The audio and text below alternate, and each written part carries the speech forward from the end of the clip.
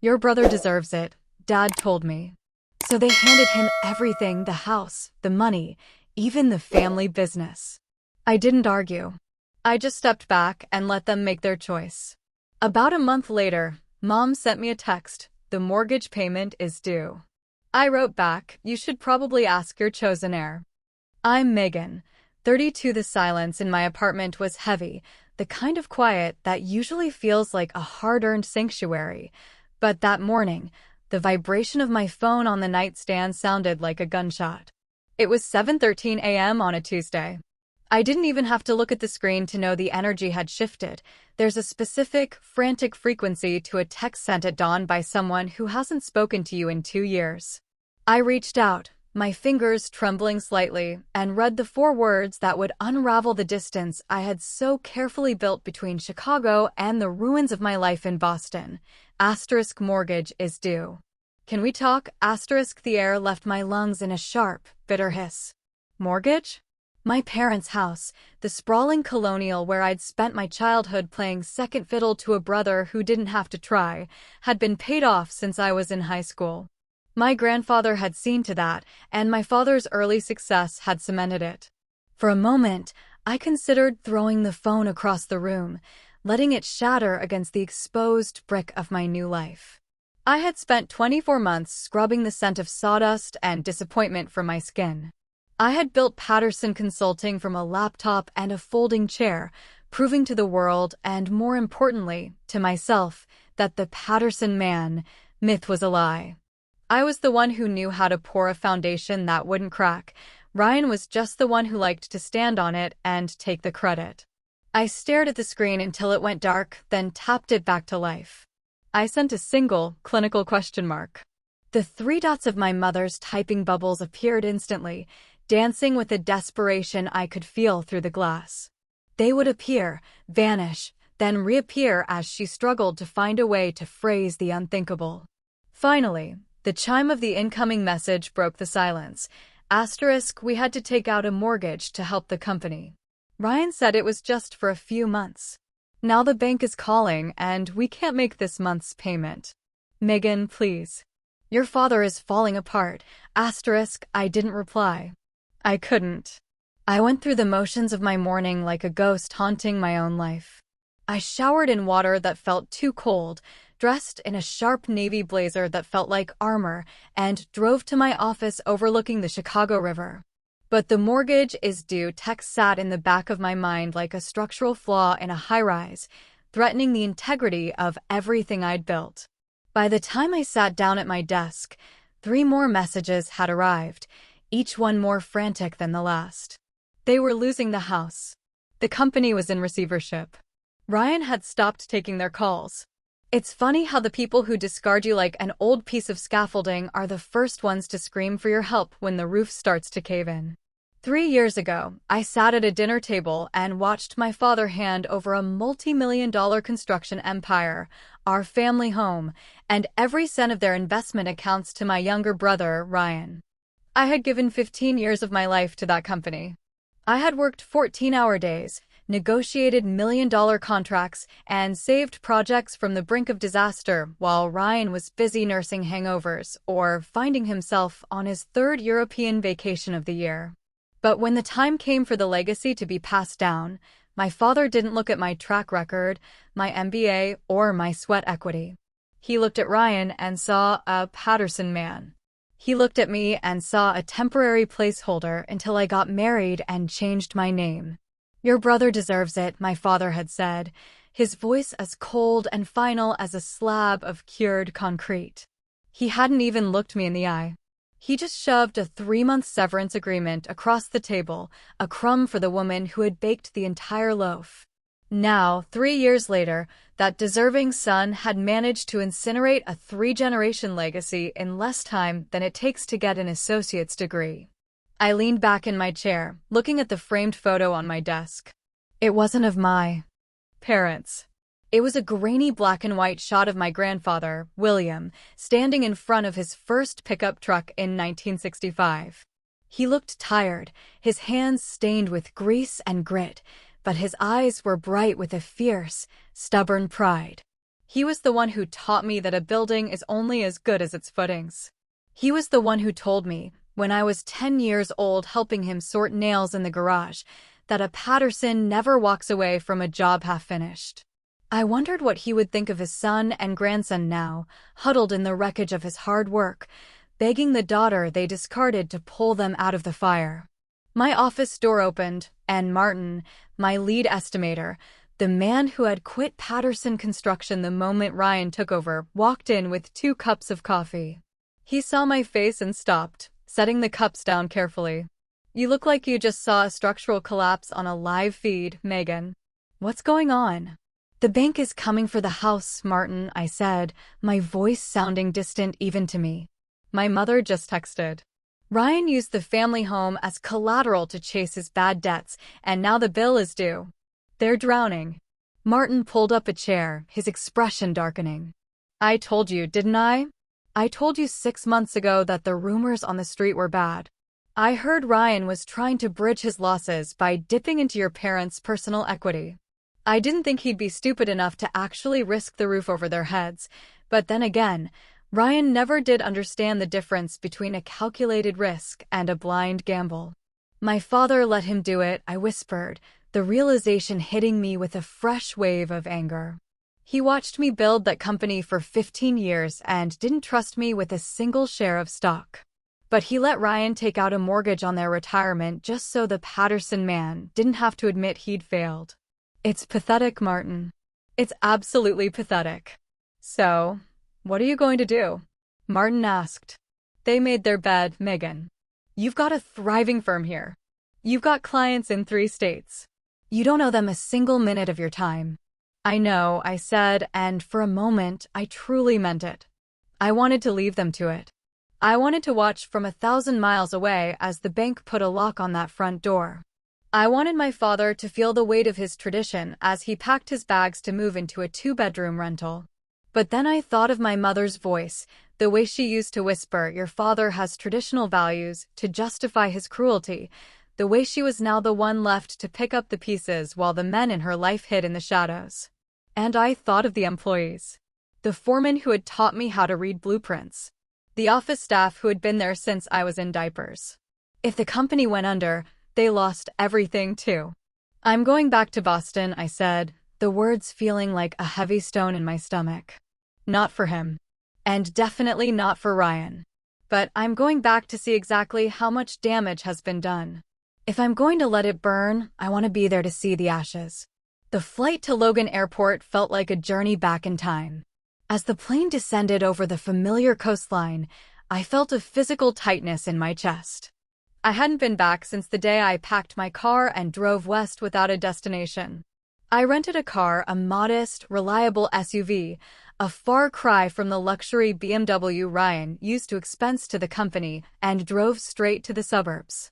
The house didn't look the same.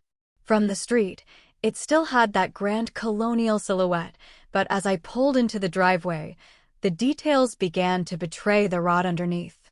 The landscaping, once my mother's pride and joy, was overgrown and ragged. The paint on the front door was peeling, and a shutter hung at a slight, drunken angle. It looked like a house that had lost its spirit.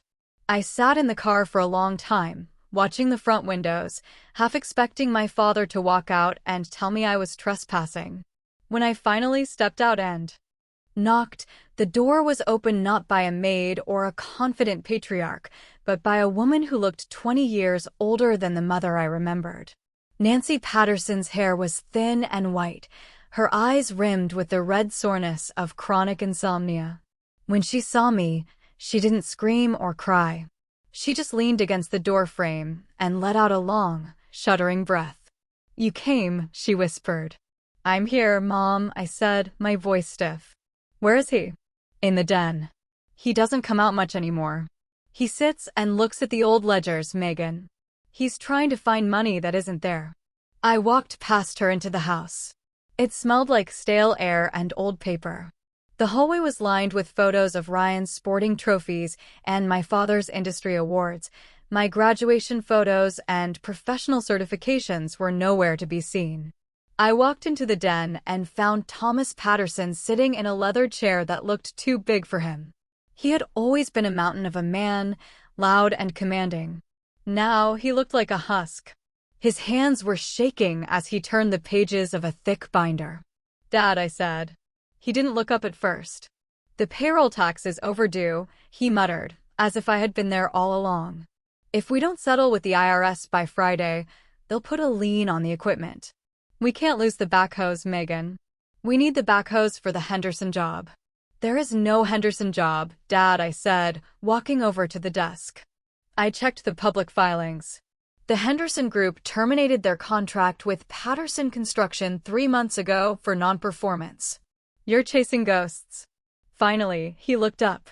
His eyes were glassy, unfocused. "Megan, what are you doing here?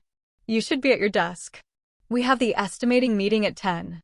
"He's been like this for weeks," my mother said from the doorway, her voice trembling. "He slips in and out. Sometimes he thinks it's 2015. Other times, he just cries." Ryan told him it was all going to be fine, that he just needed one more loan to get over the hump. "Your father gave him everything, Megan. The retirement, the house equity, even the life insurance policies. It's all gone." "Where's Ryan?" I asked, my blood beginning to boil. "He's at the condo," she said. "He says he's working on a merger that will save us. But the bank called this morning. They're initiating foreclosure proceedings on this house in 48 hours unless we bring the mortgage current. We need $80,000 just to stop the clock." I looked at the man in the chair, the man who had told me I was worth nothing because I wasn't a son, and for a second, I felt a flicker of pity.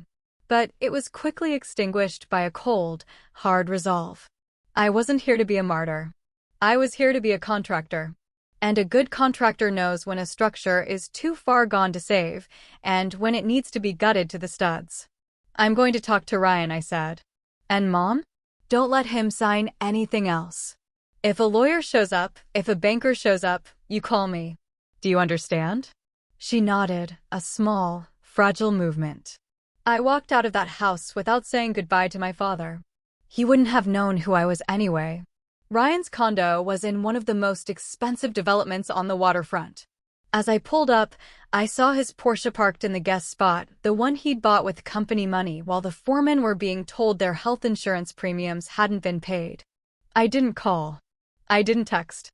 I walked up to the front desk, used the name Patterson, and was buzzed up without a second thought. When he opened the door, he was wearing a silk robe and holding a glass of scotch.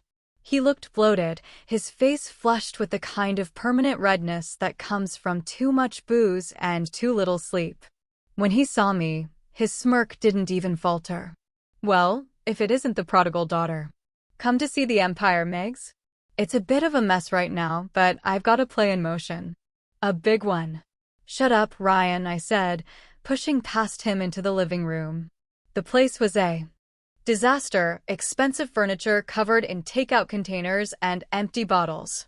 "The big play is over. The bank is foreclosing on Mom and Dad's house in 2 days. The IRS is coming for the equipment. And you're sitting here in a $5,000 robe drinking 18-year-old scotch. It's a liquidity crisis," he shouted, his voice cracking.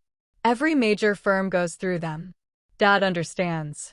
He knows you have to spend money to make money. I just need a little more time to flip the East Side project. The East Side project is a lawsuit waiting to happen, Ryan. I talked to the architect this morning.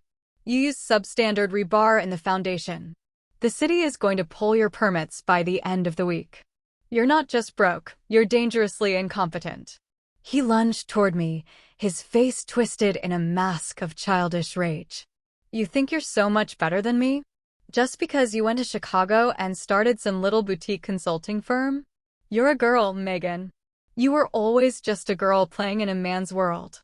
Dad gave me the company because it belongs to me. It's my birthright." I didn't flinch. I stood my ground as he stumbled, his lack of discipline evident in every movement. "Your birthright is a pile of debt and a one-way ticket to a courtroom, Ryan. I'm not here to save you. I'm here to tell you that I've already been in contact with the bank. I'm buying the note on the house. Personally." He froze. What? I've spent the last 2 years making more money than you've ever seen because I actually know how to run a business. I'm buying the mortgage from the bank, which means as of Friday, I am Mom and Dad's landlord. And the first thing I'm going to do as the new owner is audit every single cent you've funneled out of that company into this condo. You can't do that, he stammered. Dad won't let you. Dad doesn't know what year it is, Ryan. And Mom is done protecting you. I'm going to give you a choice. You sign over your remaining shares of Patterson Construction to me for $1, and you vacate this condo by the end of the month. In exchange, I won't turn over the evidence of your embezzlement to the district attorney. I'll let you walk away with your skin, but you'll never touch a Patterson blueprint again as long as you live. He looked at me then, and for the first time in our lives, the power dynamic shifted. He saw that I wasn't the little sister who would keep his secrets or the dutiful daughter who would work for scraps. I was the person who held his entire future in my hands, and I wasn't feeling particularly merciful. You're a bitch, he spat. No, I said, turning toward the door. I'm the Patterson who actually knows how to build something. And right now, I'm tearing you down. The next 48 hours were a blur of legal filings, bank transfers, and hard conversations. I didn't sleep. I sat in a hotel room with Martin on speakerphone, going through the company's accounts with a scalpel. It was worse than I thought. Ryan hadn't just been incompetent, he'd been predatory. He'd drained the pension fund. He'd forged my father's signature on half a dozen high-interest personal loans. By Friday morning, I was back at the family home. The for sale sign that the bank had been preparing to plant was gone. I walked into the den where my father was sitting, more lucid than he had been 2 days ago, but infinitely more broken. My mother was standing by the window, watching the street. It's done, I said, laying a thick folder on the desk. The house is secure. The mortgage has been settled in full. But we need to talk about the company. My father looked at the folder, his hands trembling. How? How did you? I bought it, Dad. I used the profits from my firm in Chicago. I own the house now. And as of an hour ago, Ryan has signed over his interest in Patterson Construction. He's moving to Florida to start over on some friend's boat. He's gone. My father's face crumpled. He looked at the walls of the room he'd occupied as a king for 30 years, realizing that he was now a guest in his own home, a home saved by the daughter he deemed unworthy of the name. I thought he could do it, Megan. I wanted him to be like me. I wanted the name to go on. The name is going on, Dad, I said, pulling up a chair and sitting across from him. I didn't offer a hug. I didn't offer platitudes. I offered the truth. But it's not going on because of a Patterson man, it's going on because I refuse to let you destroy what grandfather built. I'm moving the headquarters of Patterson Consulting here. I'm merging the two firms. I'm going to spend the next 5 years unfucking the mess Ryan made, and I'm going to do it with my name on the door. He looked at me, really looked at me, for the first time in 32 years. He saw the strength in my jaw, the lack of apology in my eyes, and the sheer, unadulterated competence that radiated from me. He reached out a hand, as if to touch the folder, then pulled it back. I'm sorry, he whispered. I know you are, I said. But sorry doesn't fix a cracked foundation. Work does. I stood up and looked at my mother. She was crying, but for the first time, they looked like tears of relief rather than terror. The crews are meeting at the yard at 7 a.m. tomorrow, I told her. I'll be there. I'm going to tell them that their pensions are safe and that the Patterson name still means something in this town. You should probably start packing Ryan's old room. I'm going to need it for an office. I walked out of the house and stood on the front lawn. The sun was setting over the suburbs, casting long, golden shadows across the overgrown grass. I looked at the old Patterson Construction sign near the driveway. It was faded and cracked, a relic of a dying era. I took a deep breath, the air smelling of salt and damp earth, the smell of a new project. I reached into my pocket and pulled out my phone. I had 100 emails from Chicago, a dozen missed calls from clients, and a life I'd built for myself that was thousands of miles away. But as I looked at that house, I realized that I wasn't just saving my parents' retirement or a failing business. I was reclaiming the part of myself I'd left behind in the shadows. I pulled up my camera and took a photo of the house. I posted it to my professional page with a simple caption, asterisk under new management. Building from the ground up, asterisk. As I drove away to find a hotel for the night, I felt a strange sense of peace. The Patterson man was a myth, but the Patterson legacy was very real, and for the first time in history, it was in the right hands. I had been the girl in the shadow for 32 years, but the sun was finally out, and I realized that I didn't need their permission to shine. I just needed a hammer, a plan, and the courage to let the old structures fall so I could build something that would actually last. The mortgage was paid. The debt was settled. But the real work? The real work was just beginning. And for a Patterson who actually knew her worth, that was exactly how it was supposed to be. Would you like me to help you draft a business transition plan or an official announcement for a company restructuring?